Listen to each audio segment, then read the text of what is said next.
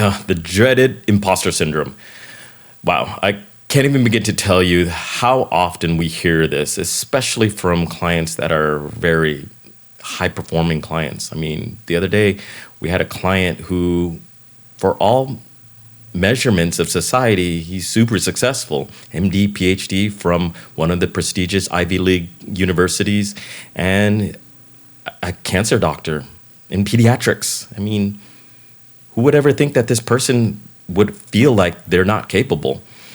Unfortunately, this is actually really common within high-performing individuals, especially those that are actually trying to accomplish big visions or trying to do something innovative for their patients, for people that are benefiting from their science, their technology, or even just the people that are under their care, from their employees to their trainees.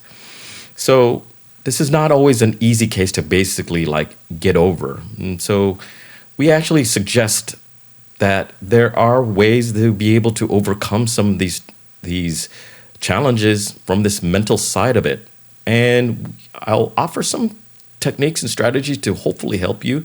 But we want you to also know that you should seek professional help and services that if you feel as though that you're experiencing high levels of anxiety and depressions from it. And so this is not something that to be taken lightly. However, I'm going to suggest maybe 3 steps and tricks and strategies that we recommend our clients and we coach them through, and then help them to kind of develop the techniques and skills to be able to overcome some of this. So 1, we actually tell them to really reconnect to their mind and body by taking a breath. I mean, it's not just taking a breath, but being able to understand where you are at the present moment. In recent years, mindfulness and meditative practices have gone mainstream and has had huge benefits for those that are in so many different fields and so many different aspects of life.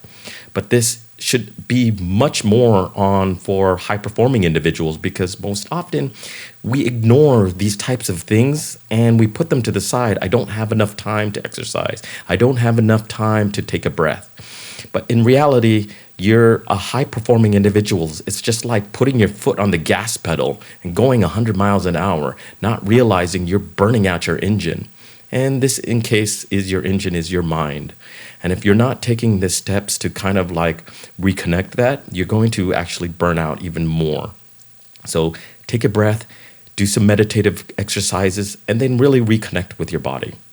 Number 2 is actually thinking about your why, your overall strategy of why you are doing what you're doing in the first place, especially for those that are thinking about new ways of technology and innovative science out there to make an impact not only on patients but on society. Because allowing you to really reconnect onto the reason why you're doing it, for not only for yourself but for who you're advocating, can remind you. We find this practice even more critical for those that are parents, because when you are a parent, you actually really refocus that you're not so much focused on who you are, but how you can actually help to who you are advocating for. So take that ability to really reconnect your why. The third part is something that can kind of remind you about how far you've come. And by rewriting out your CV, your resume, your bio sketch, allowing you to not just take stock of all your accomplishments from where you worked or what goals you hit or just your publications or your presentations and things of this manner, but to really reflect on it. Take this as a strategy, as a reflexive tool to understand how you felt in the past.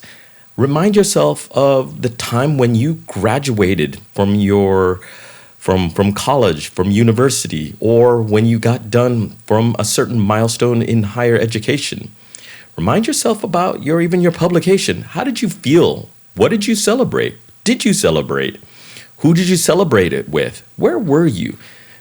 Grounding yourself in this connection with the feeling of sense of accomplishment reminds you of that you were the one to accomplish this. Not anybody else, but you were. This allows you to regain your confidence in being able to say, wow, if I got this far, I should be able to take it the next step further. All of these exercises helps you to like really reimagine who you are for why you're doing what you're doing. Now, believe me, we struggle time and time again with mental health issues and mental cognitive framework to help us to kind of say, what is the life that we want? So remember, your mind is a powerful tool to help you to provide you with a life that you truly want and desire. Or it can provide you with a life that creates suffering and challenges. So taking this time to understand how your mind works and being able to create techniques and strategies to cultivate a very strong mental framework can help you to overcome some of these types of mental challenges like the imposter syndrome. So note also, you're not alone in this. So if you feel as though that you want to share this, please, by all means, share this with family, with friends, to colleagues of that nature, or even share below to share some of your techniques and strategies that allowed you to maybe even overcome, or you have seen or witnessed somebody overcome. Again, you're not alone in this, and partly by sharing this with the community can actually like open up a lot of different techniques and strategies to help each other through this, to enact a vision that we want for the future. So hopefully some of these exercises and techniques can help you on your journey, in your leadership journey. So thank you again.